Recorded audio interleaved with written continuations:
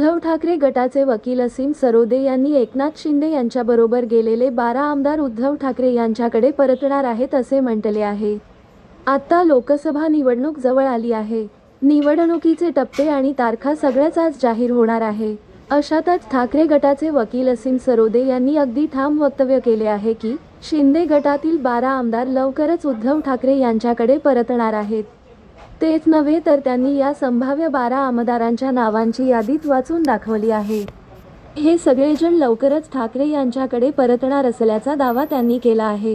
जून 2022 मध्ये एकनाथ शिंदे यांनी ठाकरे यांच्या विरोधात दंड थोपट शिवसेनेतलं सर्वात मोठं बंड केलं।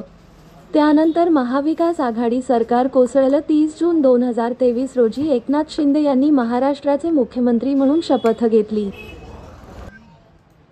काही महिन्यांच्या कालावधीनंतर उपमुख्यमंत्री देवेंद्र फडणवीस यांनी राष्ट्रवादी पक्ष फोडून त्यामधून अजित पवार यांना बाजूला काढून आणखीन एक बंड राजकीय क्षेत्रामध्ये घडवून आणलं।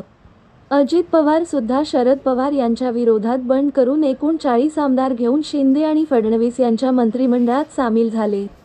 पण आता या दोन्ही फुटीर नेत्यांच्या पाठीमागे गेलेल्या आमदारांना कळून चुकले आहे की येथे येऊन आपली फसवणूकच झालेली आहे। आपल्या पदरी काहीही पडणार नाही। तेव्हा शिंदे यांच्याबरोबर गेलेले 12 आमदार लवकरच उद्धव ठाकरे यांच्याकडे परत येणार असल्याचा गौप्यस्फोट ॲडव्होकेट असीम सरोदे यांनी केला आहे।